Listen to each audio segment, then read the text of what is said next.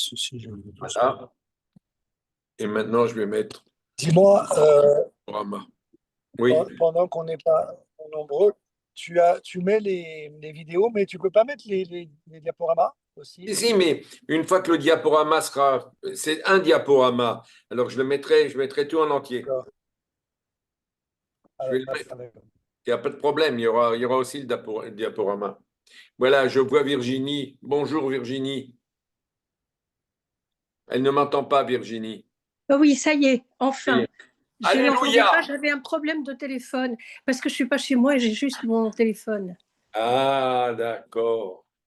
Ah, la technologie, hein, c'est un problème. Je me demandais si ça avait lieu puisqu'il y a Hanouka et j'attendais depuis ce matin. Ouais, ben, on n'avait pas dit on avait dit qu'il y avait, hein, s'il n'y avait Là, pas eu, j'entends plus rien. j'aurais inscrit, j'aurais écrit, mais il y a. Ah, c'est bien. On est fidèle à la tâche. Tu veux que je remette à ma voiture et qu'on recommence?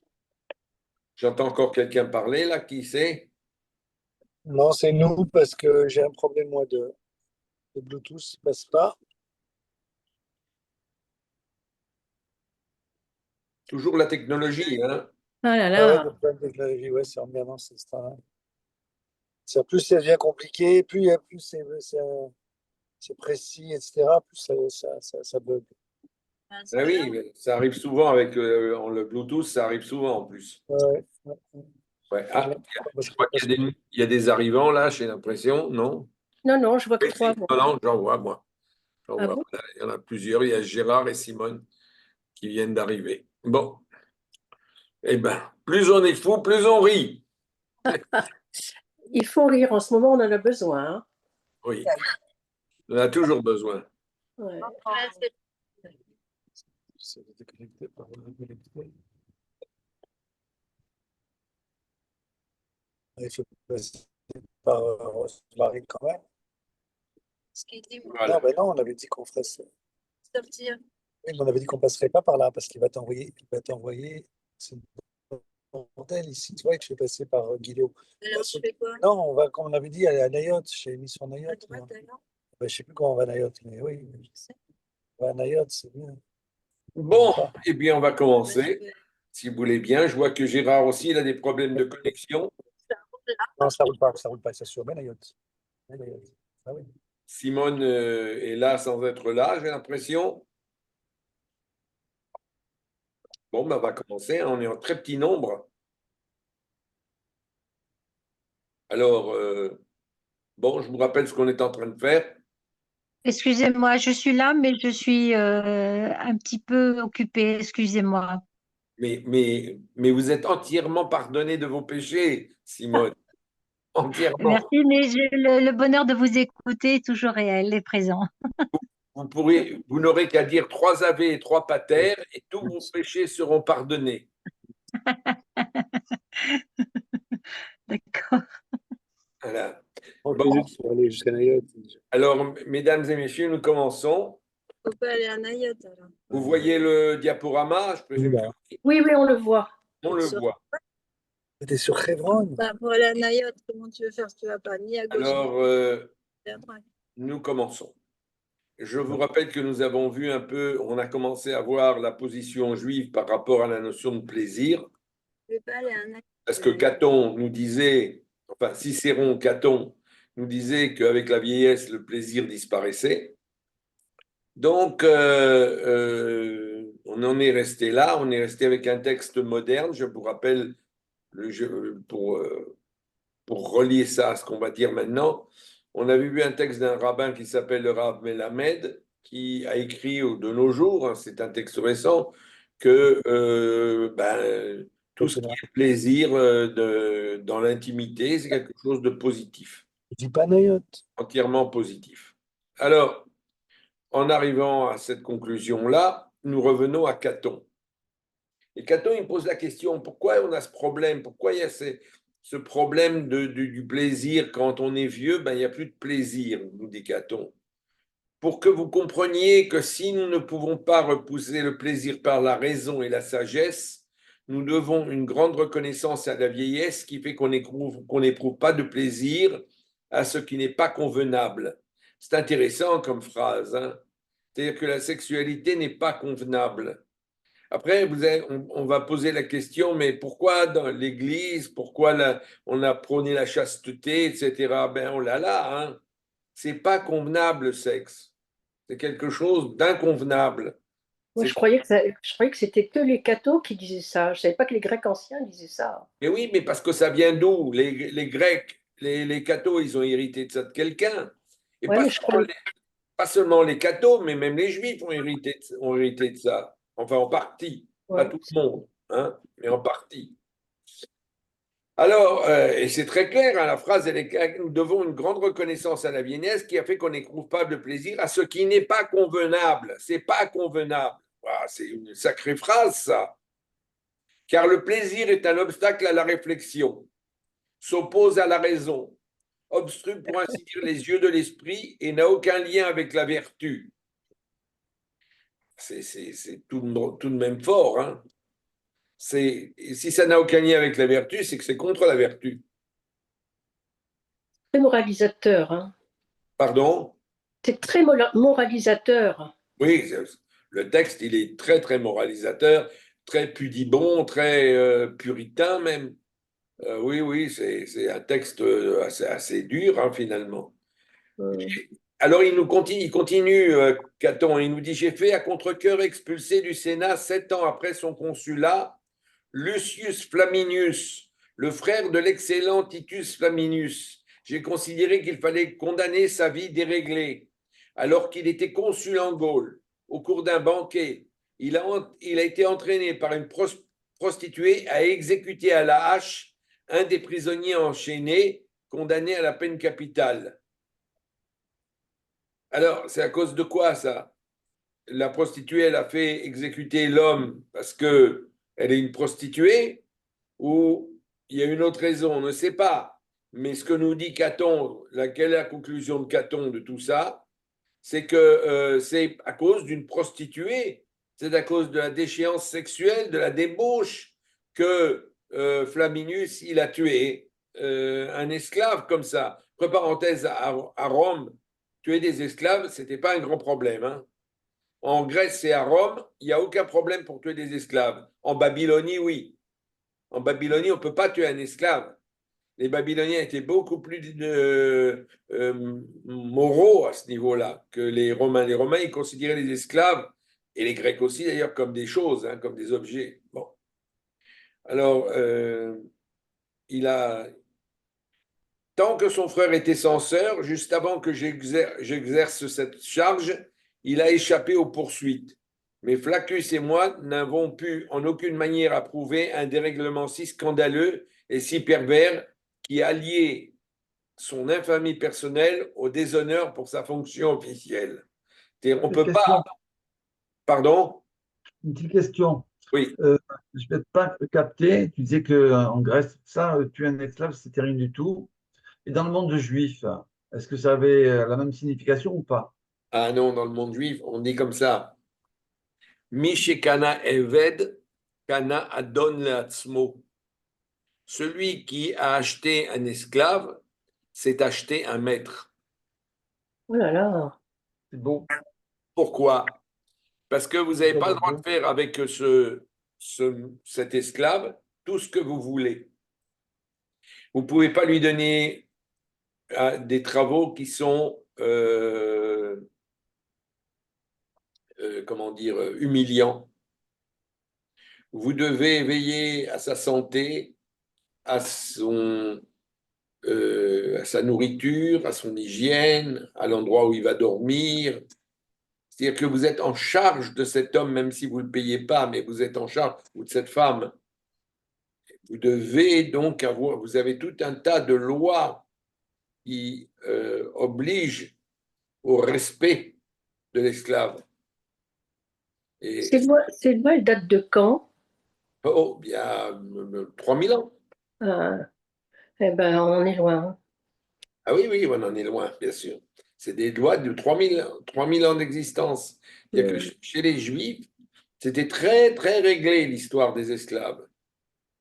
Et si un esclave se blesse à cause du maître, eh bien, on doit le soigner, on doit réparer, on doit faire tout ce qu'il y a à faire. Il y a des lois sociales qui sont très développées pour ces choses-là. Mm. Au niveau du travail aussi, hein, c'est comme ça. Si quelqu'un travaille et il se blesse à cause du, du, du, de l'employeur, ou il se blesse, ou dans une maison, quelqu'un habite une maison, il y a une maison à côté, et à cause du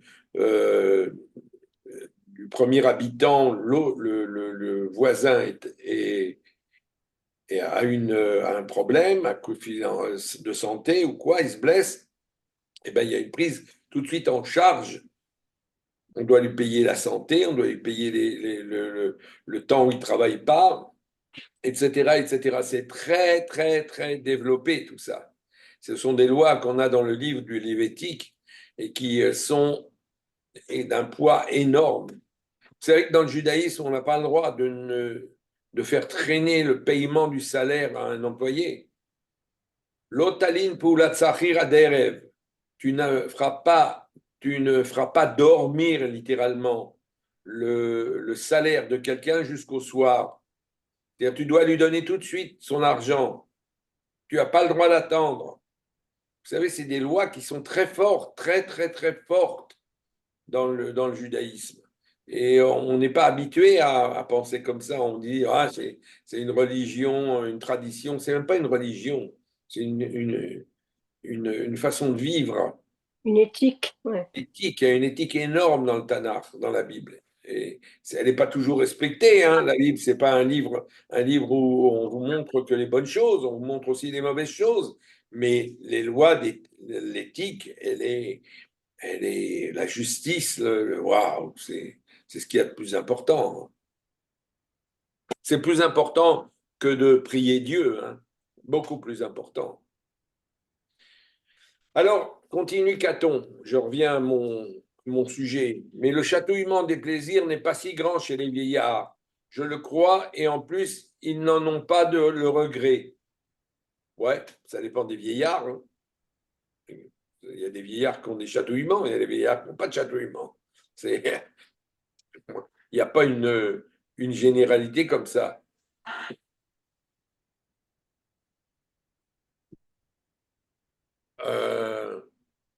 Or, rien n'est pénible de ce qui n'inspire pas le regret. Sophocle l'a bien dit. Sophocle, c'est un des plus grands dramaturges grecs de l'Antiquité. Alors, Sophocle l'a bien dit à un homme qui lui demandait si, à son âge avancé, il pratiquait les plaisirs de l'amour. Réponse de Sophocle: grâce au Dieu, c'est avec plaisir que j'ai échappé à cela, comme un maître grossier et violent. Vous voyez la vision des Grecs sur ça, hein? Car pour des gens qui désirent cela, il est peut-être désagréable et pénible d'en être privé, mais pour ceux qui en sont lassés et saturés, il est plus agréable d'en être privé que d'en jouir. D'ailleurs, il n'en est pas privé celui qui n'en éprouve pas le regret. C'est pourquoi je dis qu'il est plus agréable de ne rien en regretter. Il ne faut pas passer sa vieillesse à regretter. Ça aussi, c'est vrai. Là, je vais aller dans le sens de Caton. Quand on est vieux, il ne faut pas regretter quand on était jeune. Ah, quand j'étais jeune. Qu'est-ce qu'on entend cette formule-là? Ah, quand j'étais jeune. Eh bien non. Non, ça, ce n'est pas une bonne formule. Il faut vivre chaque instant de sa vie en fonction de ce qu'on est. Il faut accepter chaque moment de sa vie. On est jeune, on est jeune. On est vieux, on est vieux. Acceptons de vivre notre vie pleinement dans ce que nous sommes aujourd'hui. Je crois que c'est quelque chose de fondamental. On ne doit pas regretter. Ça me déprime toujours chaque fois que j'entends quelqu'un qui me dit « Ah, quand j'étais jeune, c'était autrement. » Non, ouais, c'était autrement. Maintenant, c'est comme ça. Et Caton continue. Mais rappelez-vous que dans tout mon discours, je glorifie une vieillesse qui s'est construite sur les bases de la jeunesse. La vieillesse a un rapport avec la jeunesse. C'est pas que on doit dire la jeunesse, c'est l'âge des imbéciles. Non. Je glorifie une vieillesse qui s'est construite sur les bases de la jeunesse. Et sur le plan juif, je ne l'ai pas noté ça, mais je vais vous le dire, on ne voit pas les choses comme ça. sur le plan juif, dans le Talmud, on nous dit Binyan Khurban Skeinim Binyan, Binyan Serim Khurban. Ce que construisent les vieux, ce que détruisent les vieux, c'est une construction, et ce que construisent les jeunes, c'est une destruction. C'est-à-dire qu'il y a peu d'estime pour la jeunesse à ce niveau-là. La jeunesse, elle doit suivre les vieux chez les Juifs. Or, là, Caton nous dit, je glorifie une vieillesse qui s'est construite sur les bases de la jeunesse. Il en résulte ceci. D'ailleurs, je n'ai pas bien dit la citation en hébreu, c'est Binyan Tseirim Stira, Stirat Skeinim Binyan. Voilà, là c'est la bonne citation. Il en résulte ceci, que j'ai déjà affirmé avec le plein accord de tous, une vieillesse obligée de se défendre par des paroles serait bien malheureuse. Les cheveux blancs, les rides ne suffisent pas à attraper tout à coup l'autorité. C'est toute la vie passée, menée honorablement, qui reçoit les suprêmes bienfaits de l'autorité. C'est-à-dire qu'on construit sa vieillesse. Si dans votre jeunesse et dans un âge plus avancé, on ne vous a pas respecté, peu de chances que vous soyez respecté quand vous êtes vieux. C'est donc toute une construction qui vous mène à cette vieillesse pour recevoir le respect qui vous est dû en étant vieux. Je crois que c'est une belle formule. Hein. Être salué, nous dit Caton, être recherché, se voir céder le pas, voir les gens se lever quand on passe, être accompagné, raccompagné, être consulté. Voilà des marques d'honneur qui semblent habituelles et sans importance. Chez nous, comme chez d'autres peuples, elles sont observées avec d'autant plus de rigueur que les mœurs sont meilleures. Selon la tradition, le Lacédémonien et les Cendres, dont je parlais tout à l'heure, disaient souvent que Sparte était le séjour le plus respectueux de la vieillesse. Nulle part on accorde autant au grand âge, nulle part la vieillesse n'est plus vénérée. On raconte même qu'un vieil homme était venu à Athènes pendant les Jeux, dans un théâtre, et que ses citoyens ne lui avaient pas laissé de place. L'affluence était considérable. Il s'était approché des Spartiates, qui, en leur qualité d'ambassadeurs, étaient installés à des places réservées. Ils se levèrent tous, dit-on, et lui offrirent un siège. Vous voyez, on dit toujours Sparte, Sparte, Sparte. Hein. Sparte, c'est la dureté et tout, mais à Sparte, il y avait des bonnes choses aussi. Je tiens à vous dire que dans le judaïsme, il y a des traces importantes de rapport entre l'État juif et Sparte. Ils s'entendaient bien. Les Spartiates et les Juifs s'entendaient bien. C'est curieux parce qu'ils avaient sûrement des points communs. Il y avait une éthique qui était commune aux Spartiates et aux Hébreux, enfin aux Juifs. Donc, Sparte respecte ses ancêtres, les vieux, beaucoup plus que les Athéniens.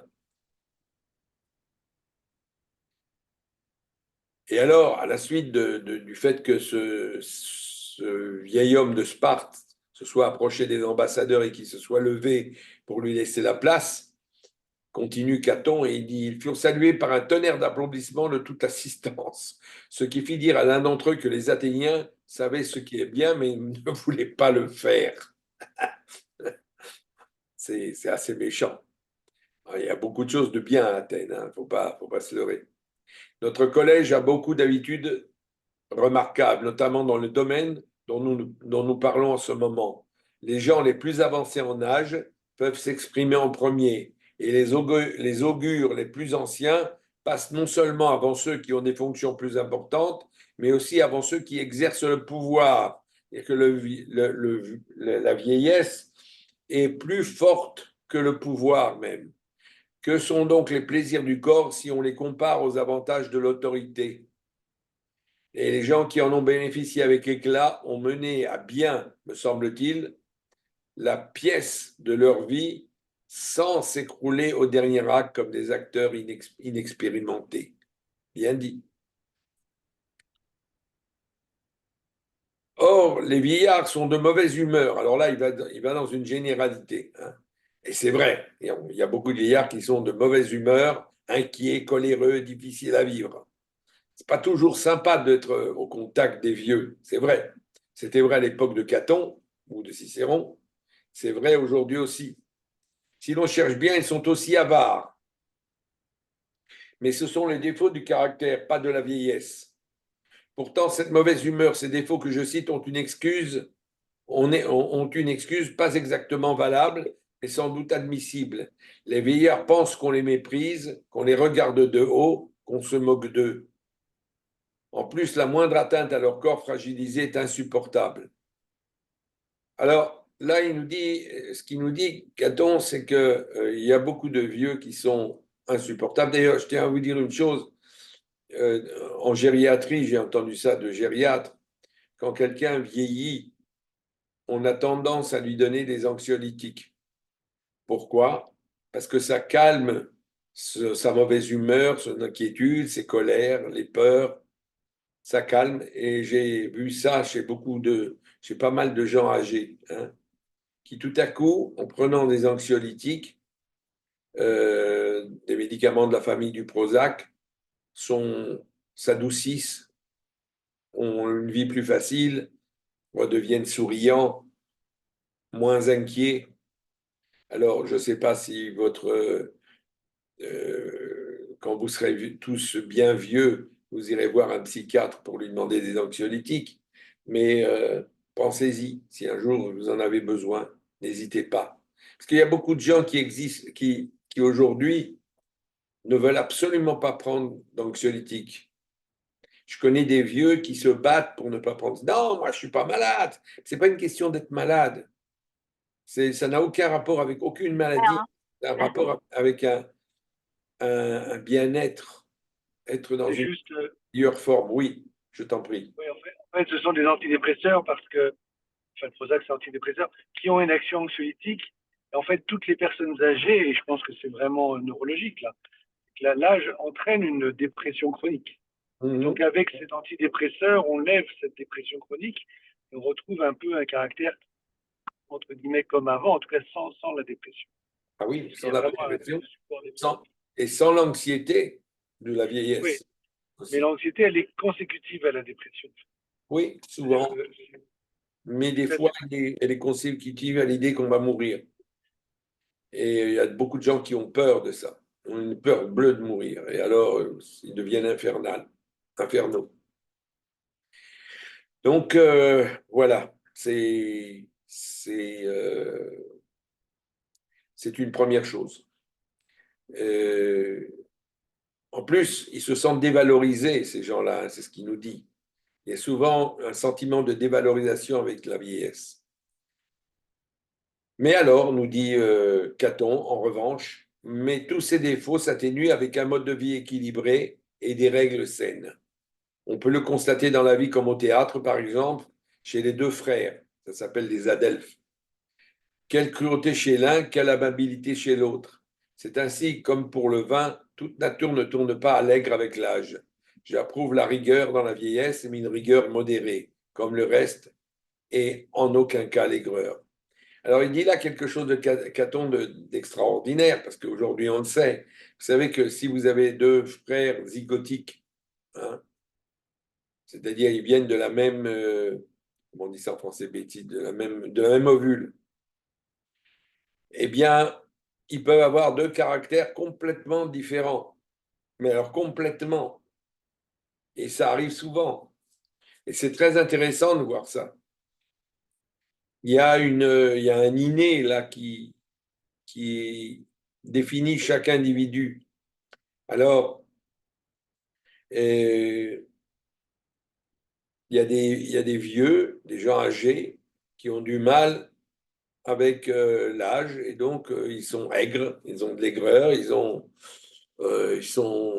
se fâchent, etc. Et puis il y en a d'autres. Eh ben, c'est pas du tout comme ça, c'est l'inverse. Allez savoir.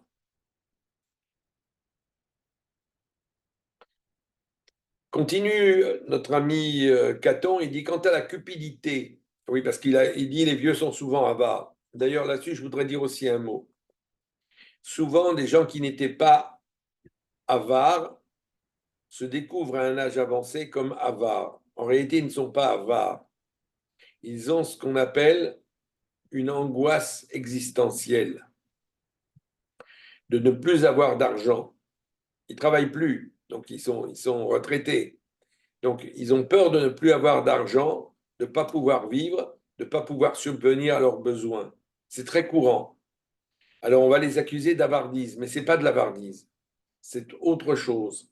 Il y a beaucoup chez les gens âgés, il y a beaucoup d'autres variations. Il y a aussi une valorisation de l'argent qui est très souvent, comment on dit, perdue. On ne sait plus la valeur de l'argent. J'avais une tante qui, quand elle était vieille, me téléphonait à tout bout de champ en me disant: Viens, viens, je dois donner de l'argent, je dois payer. Et j'arrivais et je voyais quoi? Ben, un récépissé de la banque, un rapport de la banque pour une opération qui avait été faite. Elle n'avait rien à payer, mais pour elle, vieille dame, du moment qu'elle recevait une lettre de la banque, c'était pour payer. C'est très courant, ces choses-là. Donc, il y a une perte, ça rejoint la déprime et l'anxiété, l'angoisse, comme on en parlait tout à l'heure avec Laurent. Et quant à la cupidité, je me demande à quoi elle rythme dans la vieillesse. Qu'y a-t-il de plus absurde que de vouloir d'autant plus de provisions de route qu'on a moins de chemin à parcourir? Et oui, pourquoi on regarderait plus dans notre frigidaire que lorsqu'on était jeune? Alors, ce n'est pas toujours vrai. Des fois, c'est l'inverse. Mais ça peut être vrai. Il y a des gens qui ont besoin de garder. On trouve souvent chez les vieux comment on dit ça en français? Le besoin de collectionner, de ramasser, de ramener chez eux. Ça leur donne une sensation de sûreté. Il reste le quatrième point qui semble prendre notre âge à la gorge et l'inquiéter au plus haut point: l'approche de la mort, qui évidemment ne peut pas être bien loin dans la vieillesse, c'est vrai. Ô malheureux vieillard qui n'a pas su voir que dans une si longue vie, il fallait mépriser la mort. Ah oui, pour Caton, il faut mépriser la mort. Si elle fait totalement disparaître l'esprit, il ne faut pas s'en préoccuper du tout. Si elle l'emmène dans un lieu où il connaîtra l'éternité, il faut la souhaiter. Il n'y a pas de troisième terme. C'est-à-dire, si on meurt et qu'il ne reste rien de nous, ben, il ne reste rien, c'est fini, c'est comme ça.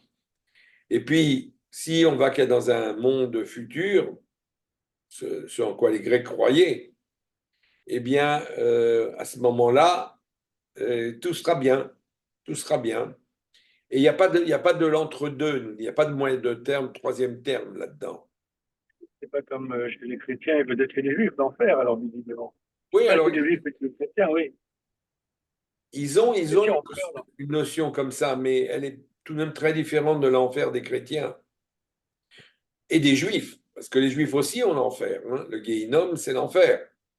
Mais est-ce que c'est l'enfer tel que le concevait l'Église? Je ne crois pas. Parce que moi, j'ai toujours vu l'Église, l'enfer de l'Église comme une salle de torture de l'Inquisition, avec des petits diables qui vous piquent et qui vous brûlent.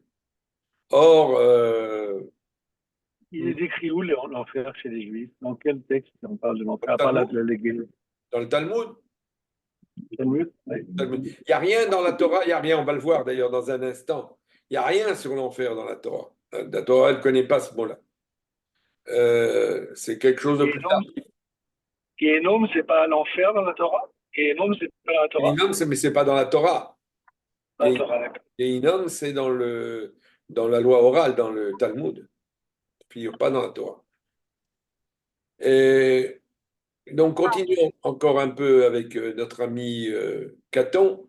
Que devais-je donc craindre si je ne suis pas misérable après la mort ou même si je dois être heureux? D'ailleurs, qui est assez bête, si jeune soit-il, pour être certain de vivre jusqu'au soir? Bien plus, la jeunesse rencontre beaucoup plus d'occasions de mourir que nous. Les jeunes meurent plus facilement que les vieillards. Surtout à l'époque, on faisait la guerre à tout bout de champ. Hein. Aujourd'hui aussi, remarquez. Bien plus, les jeunes tombent plus facilement malades. ils souffrent plus gravement, on les soigne plus difficilement. Oui, non. Les vieux aussi, ils tombent vite malades. Hein. Ainsi, peu d'entre eux parviennent à la vieillesse. S'il n'en était pas ainsi, on vivrait mieux, plus sagement. L'intelligence, la raison, la réflexion sont les qualités du vieillard. Et s'il ne les avait pas eues, aucune cité n'aurait pu exister. Mais revenons à la menace de la mort. En quoi est-elle un reproche adressé à la vieillesse quand on voit qu'elle partage cette réalité avec la jeunesse? Il y a pas, la mort, elle ne frappe pas forcément les vieux. Ce qu'il y a, c'est que les vieux sont plus conscients de la mort que les jeunes. Et c'est bien. C'est bien parce que quand on est jeune et on pense à la mort, c'est pas bon. Je vous invite à lire tout un tas de livres de Erwin Yalom, qui est un psychologue, où il parle énormément de la mort et de la crainte de la mort, où les gens ne vivent plus à cause de cette crainte de la mort. Ils vivent dans un futur lointain, souvent, parce qu'il dit à quoi ça sert, tout ce que je fais, je vais mourir. Et ça entraîne une déprime épouvantable et une angoisse épouvantable. Et Caton continue. Je l'ai bien vu en perdant mon excellent fils. Et toi, Scipion, tes deux frères promis à de hautes destinées. La mort est commune à tous les âges, mais le jeune espère vivre longtemps, ce que le vieillard ne peut pas faire. Vain espoir. Quoi de plus stupide en effet que de te tenir pour certains, que de tenir pour certains ce qui ne l'est pas, pour vrai ce qui est faux. Mais le vieillard n'a plus rien à espérer. Et pourtant, sa situation est meilleure que celle du jeune. Ce que le jeune espère, lui, le vieillard, l'a déjà atteint. Le jeune veut vivre longtemps, le vieillard, lui, il a vécu longtemps. Alors, vous voyez, il y a quelque chose là qui est très intéressant, parce qu'il parle finalement de l'incertitude. Et l'incertitude, ce n'est pas seulement le problème des anciens et des vieux, c'est aussi le problème des jeunes. Nous vivons une vie qui n'est que d'incertitude. Or, tout ce que nous essayons de faire tout au long de notre vie, c'est de supprimer l'incertitude, comme si on pouvait supprimer l'incertitude de notre vie. C'est impossible de supprimer l'incertitude de notre vie. Elle est tellement présente, cette incertitude, à tout instant, à tout moment, pour toute chose. Tout est incertain. Il n'y a rien de certain. On a une maison, on croit qu'elle est sûre, qu'elle est certaine, que c'est là qu'on est. Mais s'il y a un tremblement de terre, notre maison s'écroule.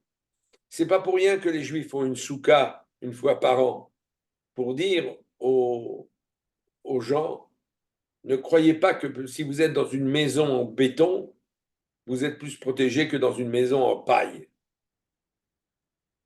Vous savez qu'au Japon, on a tendance à construire des maisons qui sont en matériaux extrêmement légers. Pourquoi? Parce qu'ils ont beaucoup de tremblements de terre. Alors quand ça tombe, ben, ça fait moins de dégâts. C'est tout. Alors, le dur, le solide n'est en réalité pas solide, c'est solide à nos yeux, mais c'est une véritable illusion. Il y a rien qui soit au-delà de cette incertitude. Et si on accepte de vivre dans l'incertitude toute notre vie, eh bien, vous savez, on se sent bien. J'en ai fait l'expérience, j'en fais l'expérience. Pour moi, tout est incertain. Il n'y a rien de certain. Ce qui est aujourd'hui ne sera plus dans une heure. Bon, ben c'est comme ça. C'est tout. Point. C'est très bien, on peut vivre comme ça magnifiquement. Ça évite tout un tas de choses qui sont négatives. Et donc, je vous propose de vous confronter au terme de l'incertitude. Vous verrez que si vous acceptez l'incertitude, votre vie deviendra plus facile. Il y a des gens qui rêvent d'être des espèces d'oiseaux et de voler dans les airs. Alors, il y en a deux types. Il y a ceux qui, quand ils sont dans les airs, se sentent très bien. Et puis, il y a ceux qui, quand ils sont dans les airs, ils sont dans une panique totale. Or, en réalité,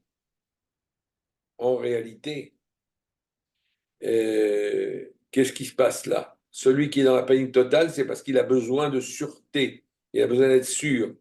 Celui qui vole et n'a pas besoin de point de repère, rien, il vole, il est bien, il est à l'aise, ben, il vit déjà dans l'incertitude, il accepte l'incertitude. Et je crois que c'est une très bonne chose pour nous tous. Alors, la mort en Grèce, c'est quelque chose de très important. C'est une transition d'abord. C'est une transition vers un autre monde. C'est un royaume souterrain, c'est l'Hadès, le royaume d'Hadès, où les âmes poursuivent une sorte d'existence. Ce royaume se divise en plusieurs zones. Il y a les gens d'Asphodèle, où vont la plupart des gens. Il y a le Tartare. Le Tartare ressemble étrangement à l'enfer, hein, pour les criminels et les ennemis des dieux. Et les Champs-Élysées, sortent de paradis. Dieu, il y a, pour aller aux enfers, c'est un peu comme comment ça s'appelle, en Égypte. Il faut traverser un fleuve. Ça s'appelle le Styx. Et il y a quelqu'un qui vous conduit, il s'appelle Charon. Il vous emmène là-bas. Et en Grèce antique, on avait l'habitude de mettre une pièce de monnaie dans la main des morts. Pourquoi? Parce qu'il donnait une pièce de monnaie à Charon pour la traverser. Oui, ben, chacun a ses croyances, hein. Il y a trois niveaux, trois étapes plus exactement, dans les rites funéraires grecs. Il y a ce qu'on appelle prothésis, c'est l'exposition du corps, on expose le corps. Chez les chrétiens, on expose le corps, hein. Chez les juifs, koussi koussa, c'est quelque chose qui on l'enterre le plus vite possible chez les juifs, hein, on n'expose pas le corps. On enterre, vous savez, chez les juifs, on doit enterrer le corps dans la journée même, et même dans la nuit. À Jérusalem, par exemple, on enterre la nuit. Il n'y a pas qu'à Jérusalem, à Bnei Brak, même à Tel Aviv, on enterre la nuit. C'est-à-dire que quand quelqu'un est mort, on ne le laisse pas. On ne le laisse pas comme ça. On ne laisse pas son corps. C'est comme s'il y avait une espèce de, je dirais pas de mépris, mais comme ça, de laisser aller par rapport à la mort. Alors on ne laisse pas. Il y a le deuxième stade, c'est l'ekphora. Il y a un cortège funéraire. On suit l'enterrement, oui, comme chez les chrétiens, comme chez les juifs d'ailleurs. Et enfin, les nagismos, l'offrande aux dieux et aux ancêtres. Quand on enterre quelqu'un, on donne une offrande aux dieux. Ces rites revêtent une importance capitale en Grèce, parce que elles affirment la continuité entre la vie et la mort, entre la mort et la vie, et le respect du haut défunt. Socrate, par exemple, Platon et Épicure ont débattu de la nature de la mort dans leur philosophie et de l'âme après la vie. Platon, dans Phédon, écrit que la mort est une libération de l'âme des chaînes du corps, autorisant l'accès à la connaissance. On en reparlera de tout ça. On va en reparler sur un autre plan, mais alors complètement sur un autre plan, quand on abordera la question des quatre qui sont entrés dans le Pardès, la connaissance. Socrate, lui, valorisait les vertus, même dans la mort, tandis que Épicure rejetait la peur de l'au-delà. Il n'avait pas peur, c'était peu importe ce qu'il y a. Hadès, c'est le dieu des enfers, on appelle ça le monde d'Hadès, et Hadès, c'est le nom d'un dieu de la mythologie grecque, c'est le dieu des enfers. Il est le dieu technoïque des sous-sols. Il est l'un des trois principaux dieux avec Zeus et Poséidon, et Hadès, c'est les trois. Alors il y en a un, c'est le ciel, il y en a un, c'est la mer, et l'autre, c'est la terre et le sous-sol. On le représente très souvent en Grèce comme un homme mûr, barbu, avec des attributs symboliques. Il a une corde d'abondance, un sceptre. Il est marié à Perséphone, déesse, qui a été enlevée pour qu'elle devienne la reine des enfers. C'est toute une histoire, l'histoire de Perséphone. On ne va pas rentrer là-dedans maintenant parce que ça nous lie pas. Bon. Dans le christianisme et la Bible grecque, on se sert de Hadès pour désigner le séjour des morts. Et souvent avant le jugement final. Il y a une notion d'enfermement, d'attente. C'est distinct du paradis ou de l'enfer éternel, mais ça reste un principe essentiel dans le monde occidental. Donc, Hadès, c'est deux choses en grec. C'est un terme polysémique finalement, puisque c'est le monde de la mort et c'est le nom du Dieu qui gère les morts.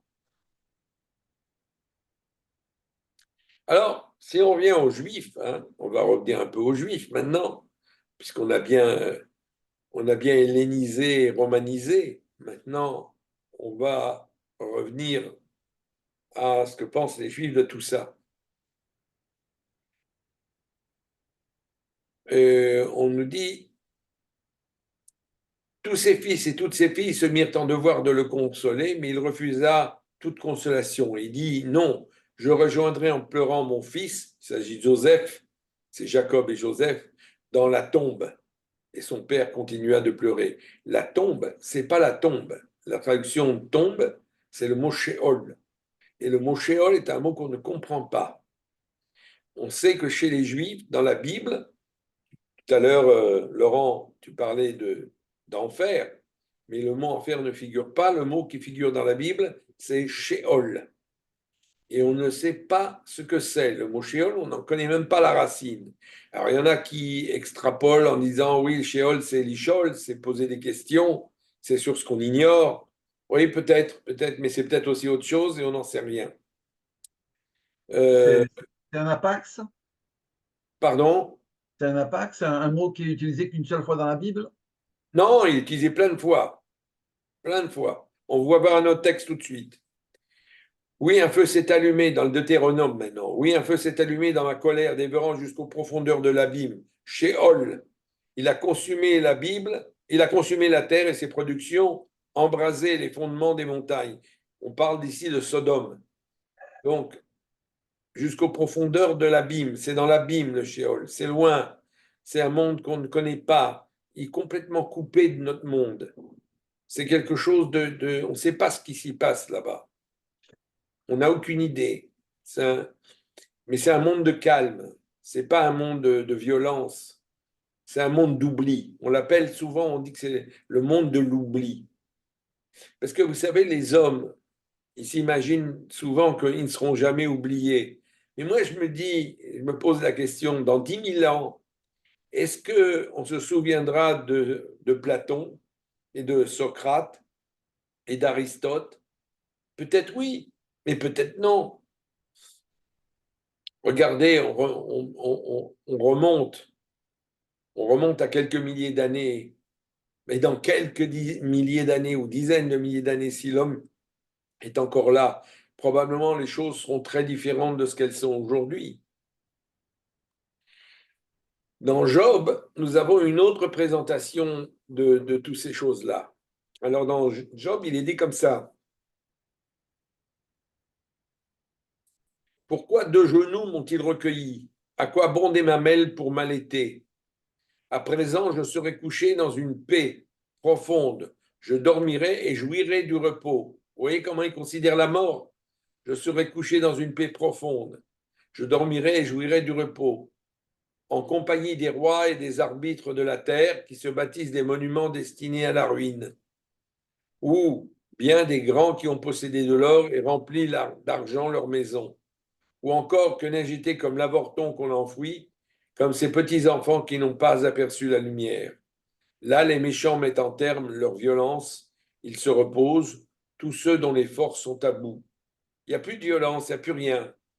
Là aussi, les captifs sont en paix, sans plus entendre la voix d'un maître despotique. C'est un monde de repos, le Sheol, d'après Iov, d'après Job. Petits et grands ils sont confondus, et l'esclave est libéré de son maître. Oui, j'écoute. Le texte me fait penser à quoi sert de vivre puisqu'on va mourir. Ben, tu poses une question, Gérard, très importante. il y a une discussion dans le Talmud entre Hillel et Shammai. Vous savez, Hillel et Shammai, c'est deux sommités du judaïsme.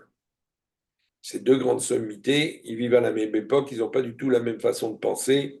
L'un est tolérant, ouvert sur le monde, l'autre est fermé, restrictif.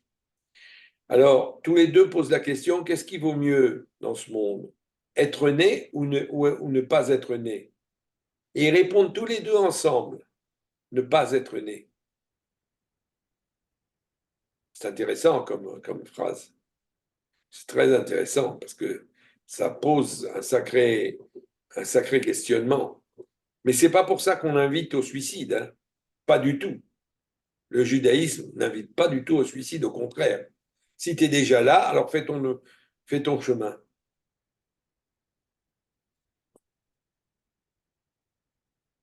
Dans les psaumes, au chapitre 88, David dit que ma prière monte jusqu'à toi, incline l'oreille à ma plainte, car mon âme est rassasiée de maux et ma vie touche au bord du Sheol. Tu vois, encore une fois. Déjà, je compte parmi ceux qui sont descendus dans la fosse. Il appelle ça une fosse, une tombe.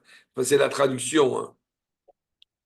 Je suis tel qu'un homme qui a perdu toute force, qui est abandonné parmi les morts, ressemble au cadavre couché dans la tombe, dont tu ne gardes plus aucun souvenir et qui sont retranchés de ta main. Tu m'as plongé dans un gouffre profond, en pleine ténèbres dans les abîmes. Sur moi, tu fais peser ta colère, s'écrouler toutes tes vagues. C'est là. Le mot c'est là, c'est un mot intraduisible. Tu as éloigné de moi mes intimes. Tu me présentes à eux comme un objet d'horreur. Je suis séquestré et ne puis m'évader. Mes yeux se consument de misère. Chaque jour que je t'invoque, Seigneur, je tends les mains vers toi. Est-ce pour les morts que tu fais des miracles? Les ondes ne se lèveront-elles pas pour te louer? C'est là. Célèbre-t-on ta bonté dans la tombe, ta fidélité dans le séjour de la perdition? A-t-on connaissance dans les ténèbres de tes merveilles, de ta justice dans le pays de l'oubli? Eretz et Neshia. Mais moi, c'est vers toi, ô Éternel, que je crie dès le matin, ma prière au-devant de toi. Pourquoi, Seigneur, délaisses-tu mon âme, me dérobes-tu ta face?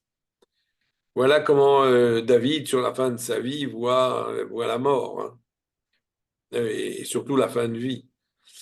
Et un monde où il va partir, où tous ces tracas de vivants vont disparaître.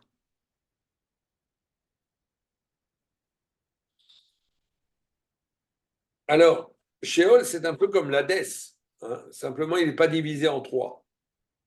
C'est-à-dire que tout le monde y va, aussi bien les justes et les méchants. D'ailleurs, par la suite, on nous dira que même il y a la distinction entre juste et méchant dans le monde futur, elle n'est pas exactement comme nous on la voit, que celui qui est gentil, il est gentil, que celui qui est méchant est méchant. Pas comme ça. Il y a une autre approche de ça, un autre jugement, un autre critère. Et si on a dit, s'il y a des textes qui disent que l'enfer chez les Juifs, c'est une pièce, un lieu de torture de l'Inquisition, il y en a d'autres qui disent non, c'est un endroit de purification. C'est un endroit où, si vous voulez, c'est une espèce de sanatorium, d'une certaine façon.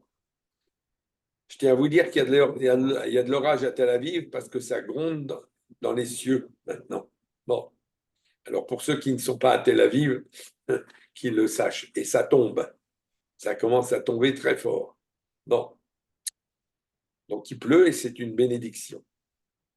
Alors, le Sheol, c'est un monde qui réunit tout le monde.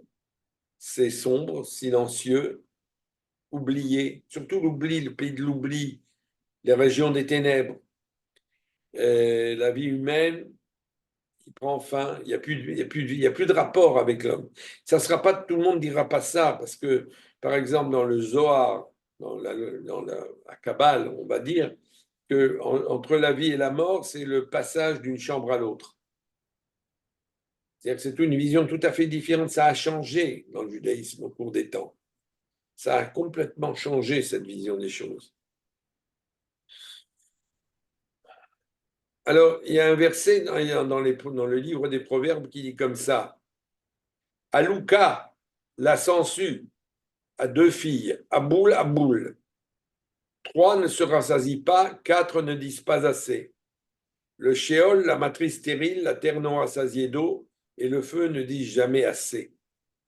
Le Sheol ne dit jamais assez. Le Sheol est quelque chose qui reçoit constamment les morts. Vous savez très bien que comment ça s'appelle en français? Ceux qui exercent le métier dans les cimetières de... Qu'est-ce qu'on fait dans un cimetière? Les gens qui travaillent là-bas, comment on les appelle? Ordinaire. Pardon? Des croque-morts? Les croque-morts, oui. Mais il y a un autre mot pour dire croque-mort en français. Un mot plus sympathique. Pompe funèbre. Oui, les pompes funèbres. Alors, ils ont toujours du travail. Vous savez, ils sont jamais en grève. Hein. Jamais, jamais. Pourquoi? Parce qu'il y a toujours du travail. Et ça ne peut pas s'arrêter. Alors, c'est ça, les pompes funèbres, ils travaillent constamment parce que le shéol, il reçoit constamment. Il est toujours assoiffé. Et alors, dans le Talmud, on nous dit comme ça. Et Rav Bitavi a dit au nom de Rabbi Yoshia, que signifie ce qui est écrit, 3 choses ne se rassagient jamais. Le Sheol, séjour des morts, la matrice fermée. Quel rapport existe-t-il entre le Sheol et la matrice? Oui, parce que dans le verset, il est écrit, le Sheol, c'est une matrice stérile. Hein? Qu'est-ce que ça veut dire? Qu'est-ce que ça signifie un rechem, ce qu'on appelle? C'est pour t'enseigner, de même que la matrice accueille et fait sortir, c'est-à-dire qu'elle reçoit des enfants, ensuite les met au monde, de même le Sheol accueille et fait sortir des morts. Ah, c'est très intéressant, parce qu'on voit ici une différence entre le texte biblique et le texte talmudique. Il emploie le mot Sheol maintenant, mais il emploie en disant c'est un endroit où les morts y rentrent et les morts y sortent. Et c'est là une argumentation a fortiori, dit le Talmud. Si la matrice dans laquelle on fait entrer en secret et dont on fait sortir à grand fracas, c'est-à-dire la naissance, événement public, alors le shéol dans lequel on fait entrer à grand bruit, allusion, lamentation, écrit des funérailles, à plus forte raison doit-on en sortir à grand bruit au moment de la résurrection des morts. Alors quand il y aura la résurrection des morts, ça doit être très très bruyant. Parce que aussi une des choses que croit le judaïsme, mais qui ne figure absolument pas dans la Bible de cette façon-là, c'est la résurrection des morts. Alors, il y a un texte d'Ézéchiel qui nous raconte le Chazon des Samot Ayeveshot, la vision des eaux secs, des eaux séchées, et qui, ces eaux séchées se remettent à vivre. Et de là, on a tiré l'idée plus tard que il y a une résurrection, c'est-à-dire les gens reviendront à la vie plus tard, quand il y aura la résurrection des morts. Alors c'est très intéressant parce qu'il y a aux États-Unis des gens, des Juifs, qui ont un bras coupé ou une jambe coupée. Qu'est-ce qu'ils font? Ils mettent leur bras coupé dans un freezer, dans une salle froide, pour que le jour de la résurrection des morts, ils récupèrent leurs jambes. Vous comprenez la logique de la chose, mais c'est marrant, mais c'est comme ça. Hein. Et il y a des gens d'ailleurs qui se font, vous savez qu'il y a des gens qui se font congeler pour pouvoir revenir au monde un jour. Bon, c'est très. Aux États-Unis, vous avez tout ça. Pas partout dans le monde, mais aux États-Unis, il y a ça. Alors, donc, nous avons 3 choses qui ne se rassasient pas d'eau. Voilà. Dans les traductions, on voit pour le mot sheol le mot tombeau. Je ne suis pas sûr que ce soit un bon mot, mais ça n'a pas le sens de tombe. Ça n'a pas le sens. C'est autre chose. C'est quelque chose d'autre, quelque chose d'indéfini. C'est une chambre profonde, un trou. On ne sait pas. Ça reste dans le vague. Et c'est peut-être bien. Dans le bouddhisme, la mort, je ne parle pas de la résurrection des corps qui reviennent jusqu'à ce qu'ils aboutissent au nirvana. C'est la libération totale. C'est la fin des cycles de renaissance. Il n'y a plus de renaissance, c'est fini. Il s'agit de l'état ultime de paix et d'éveil. L'individu a éliminé tous ses désirs et attachements. Il a atteint une existence spirituelle libre de toute souffrance. Je ne sais même pas si c'est spirituel. Le mot là, je l'ai pris, mais je ne suis pas convaincu. Le terme de nirvana, dans le sanskrit, c'est éteindre ou apaiser. Et ça représente surtout le fin du cycle de la réincarnation. Je dirais presque, pour le traduire, que c'est le vide absolu. Le vide, il n'y a rien. C'est une théorie difficile à comprendre.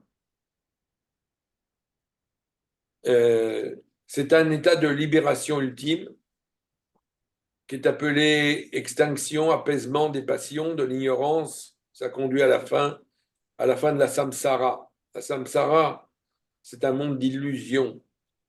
Hein. C'est un monde où on doit terminer, on ne doit pas rester là. Mais ça peut durer longtemps.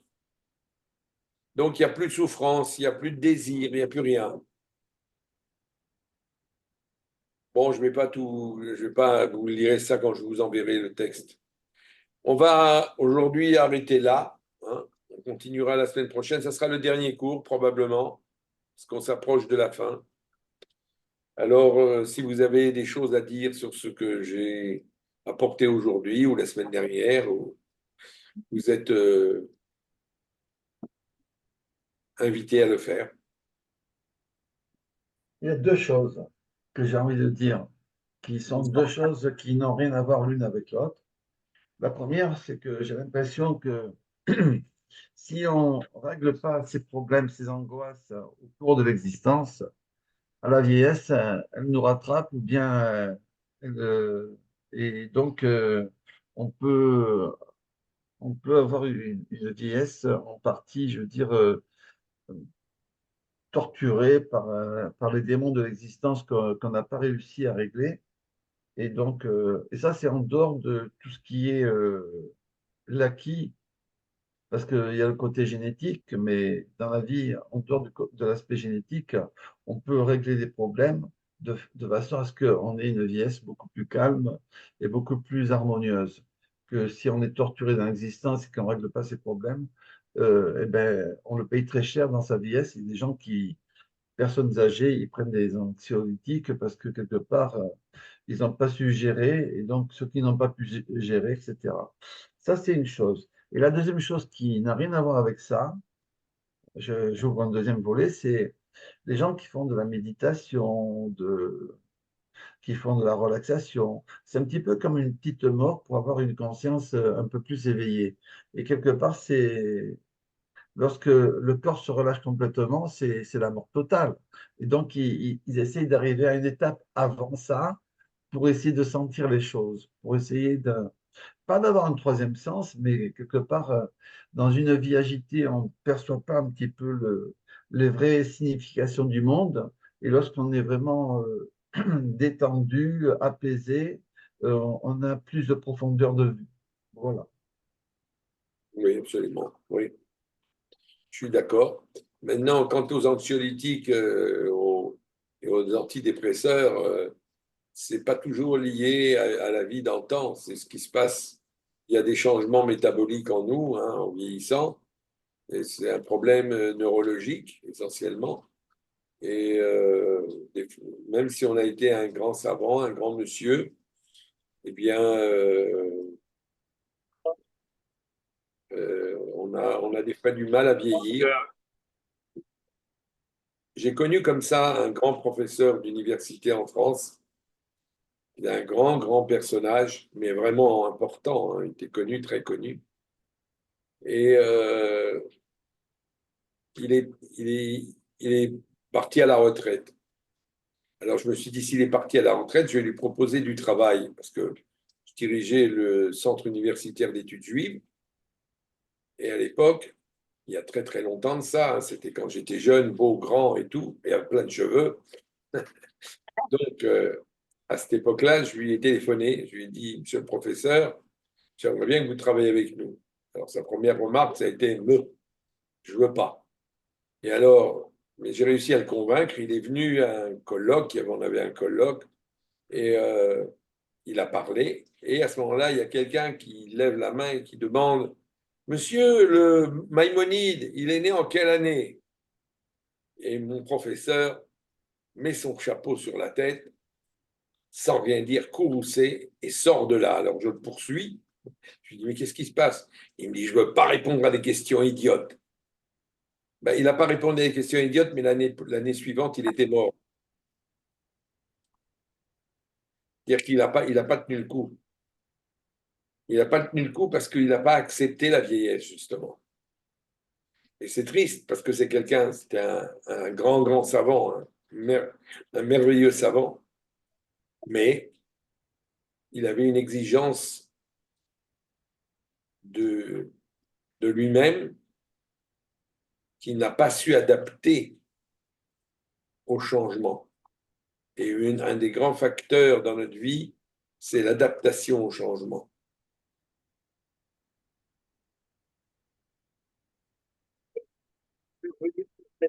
Et ce que Gérard aussi a dit, je pense quand même que dans la vieillesse, il faut quand même distinguer la physiologie et la pathologie.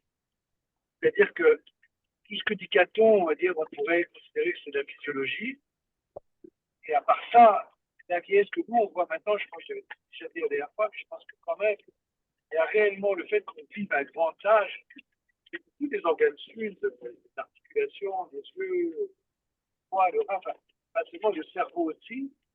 Et là, on rentre dans des moments de dégénérescence. Et là, quoi qu'on ait fait, c'est vraiment l'âge qui agit, sur lequel on ne peut pas jouer. Et notamment si on parle de la dépression de la personne âgée, comme tu l'as dit, souvent neurologique, mais pourquoi c'est neurologique qui est à l'âge? D'ailleurs, c'est une des dépressions, donc les dépressions liées à l'âge, c'est un vieillissement des organes, dont le cerveau, dont les autres organes pour les autres pathologies. Ce qui fait que là, on rentre dans des états difficiles à supporter parce que de dégénérescence. On a beau avoir été équilibré, manger diététique, du sport, bien sa peau, avoir fait de la médication. Quand ça dégénère, ça dégénère. Et je ne pense pas forcément lié, cette fois-ci, on revient sur la génétique, je pense que c'est plus lié à des capacités, à des familles ou des centenaires qui très bien, des familles où on sera à 60 ans, et des familles où on vieillit mal. Je pense que c'est plutôt lié vraiment au substrat de ton organisme et que c'est ça la principale. Bien sûr, des facteurs extrêmes, des guerres, des maladies, oui. Si on prend les statistiques, il y a quelque chose quand même que c'est lié à notre composition organique. Euh, C'est tout à fait vrai, hein. Entre physiologie et pathologie, là, il y a aucun doute. Il y a beaucoup plus les vieux meurent beaucoup plus de pathologie aujourd'hui que de vieillesse, simplement. D'ailleurs, ça n'existe pas finalement de mot de vieillesse. On a toujours quelque chose qui ne fonctionne plus. Oui, alors, c'est vrai qu'on peut avoir des dérèglements organiques qui font qu'il y a des pièces dans le corps qui se détruisent beaucoup plus vite que d'autres et qui entraînent la mort et ainsi que toutes les douleurs physiques ou mentales qui l'accompagnent. Est-ce qu'il n'y a pas aussi un chemin possible, un dialogue de soi avec ses propres pathologies pour essayer d'en atténuer l'intensité ou de pouvoir les accompagner de façon confortable au lieu de lutter contre la maladie, parler à ses propres maladies, pouvoir établir un dialogue et presque, je dirais presque domestiquer, si on peut dire, les choses qui nous dérangent pour pouvoir mieux les vivre, voire même, je veux dire, les soigner avec la tête.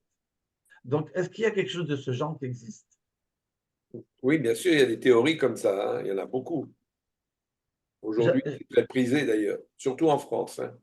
Là, les Français sont très doués là-dedans.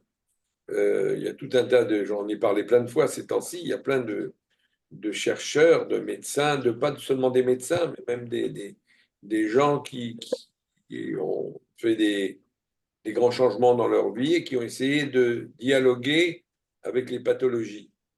C'est-à-dire, non pas les combattre, mais dialoguer avec. C'est intéressant. J'ai cité plusieurs livres.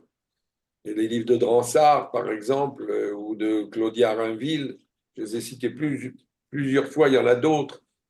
Il y en a bien d'autres comme ça. Il y en a des dizaines comme ça.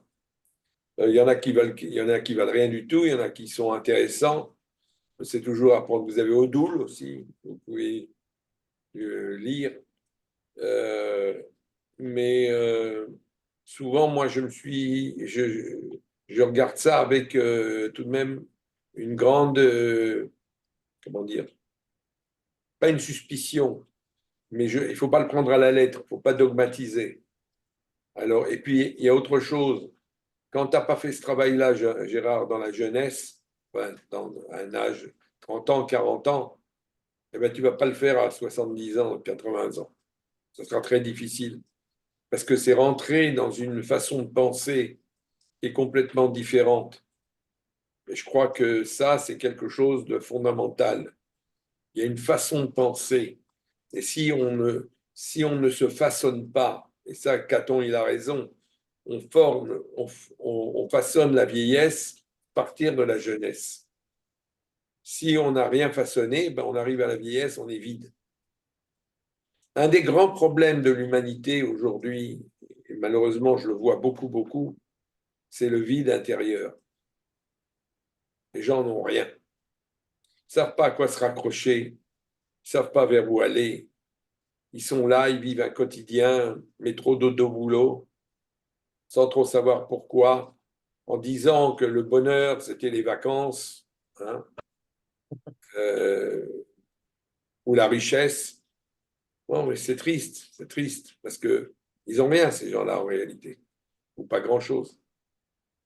Alors que lorsqu'on a un intérêt pour ce monde, une curiosité pour ce monde, pour comprendre ce qu'on ne comprend pas et qu'on ne comprendra pas, mais qu'on cherchera à comprendre, parce que c'est ça qui fait la grandeur de l'homme, eh bien, ça change toute la vie, parce que même quand on a 70 ans, 75 ans, 80 ans, et qu'on a encore sa tête sur les épaules, j'ai connu un professeur comme ça en Israël, qui est mort il n'y a pas très longtemps. Il ne pouvait plus marcher, il était dans un état lamentable, mais il continuait à faire de la recherche. Et je pense que pas le secret de la vieillesse, mais quelque part, il faut que l'individu soit tiré par quelque chose. Il y a des gens qui sont attirés par le physique, le sportif, ou autre chose, d'autres par le mental. Et donc, ça tire vers la longévité. Un des grands, il y a un juif qui s'appelle Edgar Morin, il a sorti un livre il n'y a pas longtemps, mais ma femme pense qu'il a écrit depuis plusieurs années. Mais il a peut-être 105 ans. Et donc, quelque part, un grand cerveau qui réfléchit tout le temps, ça peut aussi retenir le reste du corps. Il faut qu'il y ait quelque chose qui tire la vie. Et pas quand il parle d'Israël. Hein. Ah non, ça c'est détestable, mais Ah là là. ça c'est. Mais en dehors de ça, on peut quand même. C'est un gros cerveau, quoi. Un Oui, gros oui, je suis cerveau. d'accord. D'accord. Je Mais, suis d'accord. mais les gros cerveaux peuvent se tromper. Attendez, c'est pareil, hein. Oui, oui, bien sûr, absolument. Les gros cerveaux peuvent se tromper, ça aussi, il faut le savoir. Alors, c'est intéressant, en tout cas, de savoir que tu parles de cette curiosité que l'homme peut avoir pour quelque chose. Oui. Et ça, je crois que Alors, c'est fondamental, quoi. Alors, il y a une troisième dimension que j'ai abordée avec un collègue au café, c'est quelque part pouvoir maîtriser son mental. Ça veut dire que lorsqu'on est bien dans sa tête, dans sa peau, dans son corps, c'est important, la santé mentale, et c'est pour ça que quelque part, lorsque la santé, je veux dire, quand, quand il y a quelque chose qui nous tire, que ce soit le cerveau ou le corps, quand on a une activité qui nous tire, c'est bien, mais le secret, c'est d'arriver, je veux dire, à garder, je veux dire, le pouvoir sur le mental. Mhm. Parce que c'est le mental qui dirige notre corps. Le fait de faire du sport, c'est mental aussi, ça. C'est pas Ouais, réel. c'est le contrôle du mental. Bon, ceux qui l'ont, ils l'ont, mais des fois, il se passe des choses à l'intérieur de nous-mêmes qui font qu'on perd le contrôle du mental parce qu'il il y a des maladies qui nous frappent, hein. Je suis tout à fait d'accord avec Laurent quand il parle de physiologie et de pathologie. La pathologie, elle nous atteint et elle nous atteint là où on ne s'y attend pas. Là où on ne s'y attend pas et elle nous frappe. Quand quelqu'un est atteint d'Alzheimer alors que toute sa vie il a fait de la recherche, et ça arrive, ben c'est triste. C'est triste. Comment est-ce que lui est atteint d'Alzheimer? Oui, mais Ouais, on a un capital génétique, on a une programmation, ça c'est exactement. l'acquis, et après, c'est l'inné, et après, ce qu'on peut acquérir en cours d'existence, on peut abîmer ou améliorer notre façon d'être. Absolument, je suis d'accord. Il y a des choses qui se passent et qui viennent contredire notre contrôle mental. Et oui, c'est vrai. Et, et par exemple, sur des jumeaux qui sont, par Zygotique. théorie, fabriqués de la même façon, des jumeaux parfaits, mais quand même, ils ont des courbes de vie différentes. Oui, ils ont non seulement des formes de vie différentes, mais j'ai remarqué une chose, c'est que si au début on n'arrive pas à les différencier, après une trentaine d'années, il y a une différence parce qu'ils n'ont pas vécu la même vie. Et la vie se marque sur nous, sur notre corps, sur notre visage, sur nos mains, sur nos bras, partout. Et donc, si on n'a pas vécu exactement la même chose, ça provoque un changement. Et je crois que c'est Et une notion importante. Alors, sur l'aspect de garder le contrôle du mental, j'en ai fait la preuve avec moi. Par moments, je suis un peu fatigué, je marche, j'ai l'impression de plier mes genoux. Et puis je me dis, non, j'ai un mental de fer. Et d'un seul coup, je marche droit avec de la puissance dans mes jambes. Et donc, quelque part, ne pas se laisser entraîner par quelque chose qui nous affaiblit, mais se laisser attirer par ce qui nous renforce. Oui, enfin, ça, oui, c'est ceux qui peuvent le faire, c'est bien. Il y a des gens qui ont cette force mentale, cette force de caractère, cette volonté. Parce qu'il y a un problème, et ici, il y a un mot qui intervient et qui est très important, c'est la volonté. La volonté, vouloir. C'est pas quelque chose de simple, vouloir. Alors, quand on a cette volonté, ben, on va y aller. On va aller sur la route de Saint-Jacques-de-Compostelle, hein. N'est-ce pas le père moi, j'ai une question. Oui. Ouais, j'ai une question à te poser parce que ce serait la dernière séance. Je ne sais pas si tu vas l'évoquer la prochaine fois ou pas. On n'a pas évoqué quand même sur la vieillesse, l'euthanasie, le suicide, etc. C'est partie des choses quand même qui, à mon avis, sont des choses qui se posent en fin de vie, et notamment dans les pathologies lourdes. Oui. Tu vas aller l'évoquer?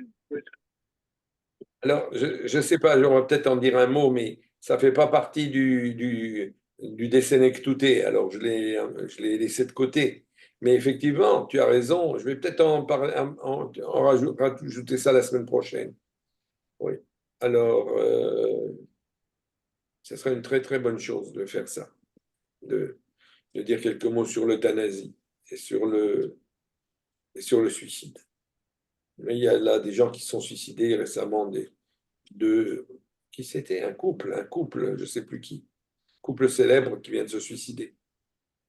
Comme ça, mais pas, enfin, ils ont pris dans la main une boisson létale et ils l'ont bu ensemble et ils sont morts. Parce Mais qu'ils, il y a des milliers de formes de suicide. Des gens qui se suicident en bonne santé, des gens qui sont détruits de l'intérieur et qui veulent en finir avec la souffrance. Il y a mille. Ça a un lien avec la souffrance, de toute façon, le suicide. Il y a quelque chose qui, qui, qui dérange dans le fait de vivre. j'ai connu quelqu'un qui était extrêmement déprimé et on n'arrivait pas. Moi, j'avais essayé de l'aider à un moment et après, c'était passé au niveau des hôpitaux psychiatriques. C'était plus dans mes mains. Et ils n'ont pas réussi non plus. Ils ne réussissaient pas. Et finalement, tous tous les systèmes qui étaient à l'intérieur de lui ont cessé de fonctionner. Ses reins, le système digestif, tout a cessé de fonctionner, brusquement, comme ça. Il avait plus Et, la vie, il était attiré par quelque chose d'autre. La vie n'avait plus de sens. Bon, mais ça, c'est un autre sujet, c'est le suicide. Il y a quelques années, j'avais amené à Calita un père dont les deux fils s'étaient suicidés. Je sais pas si Je me souviens. Oui. on en avait parlé longuement du suicide. Aujourd'hui, c'est très, très d'actualité en Israël. Il y a énormément de Hélas, gens qui se suicident, énormément. horrible. Oui, et il y en a aussi qui peuvent se suicider par rapport à des normes sociales, à des contextes.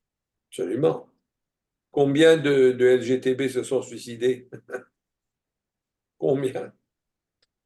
Parce qu'ils étaient refusés par la société, refusés par eux-mêmes finalement aussi. Le regard des autres. Oui, et le regard des autres, la société, oui, bien sûr. C'est épouvantable le regard des autres. Ça pourrait faire l'objet d'un thématique. Ah oui, oui, je suis bien d'accord. Peut-être le mercredi, par exemple. Mais on peut en parler mercredi, oui, tiens, ça serait une bonne idée. Mercredi matin. Bon, mesdames, messieurs, Justement, oui, justement, pour finaliser, Gérard a dit quand même, et je voudrais donner le contre-exemple, justement, un type comme David Servan-Schreiber, qui était un oui, médecin, qui était dans la méditation, les médecines, tout, sur la carte, toute sa vie travaillé là-dedans, sur le travail sur soi, sur la pleine conscience, etc. Il a été atteint par un cancer du cerveau, il a réussi à sortir une fois, il est mort les deux fois, il a fait son dernier livre, était toute sa vie par rapport à ça. Là, on est vraiment sur un problème de pathologie qui, quoi qu'on fasse, Oui. ne permet pas de sortir malgré les vies les possibles, la plus consciente possible. Euh, Comme tu disais, ça vient du fait de gros débat où il n'a pas prévu, là, où le fameux scientifique qui a été atteint de l'écharpeau, etc. Enfin, il y a des choses qui sont vraiment complètement impossibles à se monter. oui, mais tu vois ce que tu dis là, Laurent, c'est intéressant parce que je me suis intéressé justement à Servan-Schreiber. J'ai lu son bouquin et tout, je connaissais ses théories, euh, mais je crois qu'il y avait quelque chose à l'intérieur de lui qui n'était pas achevé, ou avait une espèce de route comme ça, mais il y avait, je ne sais pas, c'est une impression, hein, c'est une intuition, peut-être je me trompe, mais quelque chose qui n'était pas arrivé au bout, où il était dans un chemin. D'abord, il était extrêmement, comment on dit en français, on le voyait beaucoup sur les ondes, dans les médias, énormément. Oui. Un homme de médias, Mm. dire il y a eu quelque chose là. C'est bien d'être un homme de médias, je dis pas que c'est pas bien, mais c'était quelque chose, c'était chercher une reconnaissance et ne pas l'avoir finalement, parce que combien de gens se sont foutus de lui, hein. Ouah. Est-ce qu'on n'est pas tous inachevés? Ça, c'est une question. La deuxième chose, c'est qu'il y a beaucoup de gens qui se frottent avec le pouvoir et qui sont atteints de cancer. Oui. Donc, est-ce que c'est pas aussi une pathologie qui frappe les gens qui sont très exposés? Mais quand tu acceptes de ne pas être achevé et d'être inachevé, ça va, mais si tu l'acceptes pas, c'est dur à digérer, hein. Mais quand les gens ils sont en politique, ils sont très exposés. Donc, ça aussi, Oui, c'est. absolument. Ils reçoivent des flèches. Ils reçoivent des claques, des flèches, des coups.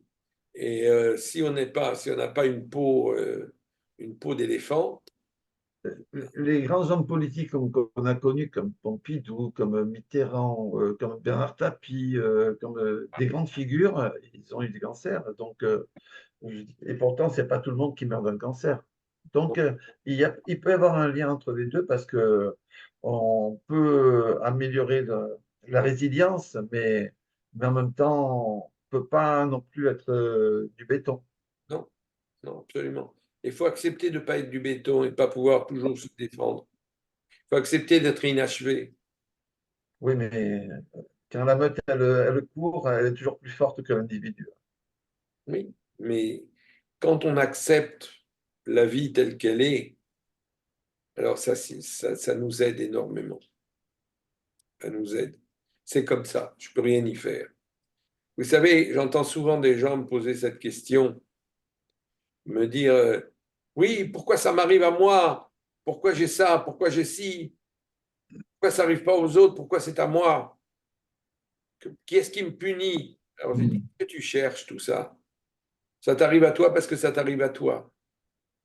C'est comme ça, il y a pas. C'est une question qui est vaine parce que tu n'auras pas de réponse. Tu n'auras pas de réponse. Tu vas être frustré. Cette frustration, c'est le refus de l'inachèvement. On se refuse à des situations données qui sont là, qui sont. Ben oui, j'ai pas été, je suis pas le Messie. Hein, je suis pas le Messie. C'est inachevé. Mais je me marre en disant ça, mais c'est vrai, c'est inachevé. Tout est inachevé. C'est comme ça. C'est bien. L'homme est un roseau, disait Pascal. Oui. Et c'est vrai, on est ce qu'on est, fragile, fort et fragile à la fois. Exactement. Il faut accepter cette fragilité qu'on a en nous. Mm. Absolument. Oui, savoir perdre, c'est important aussi de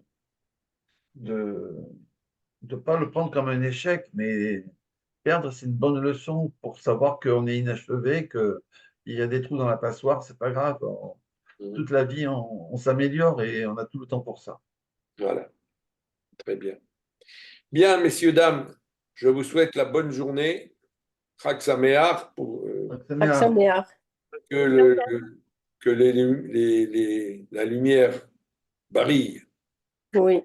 On a sacrément besoin. Ah oui. Et le bonjour à Simone, même si elle ne nous voit pas. Bonjour quand même. Allez, Kol Touv. Bonne semaine. Au revoir. Bye Au bye. revoir.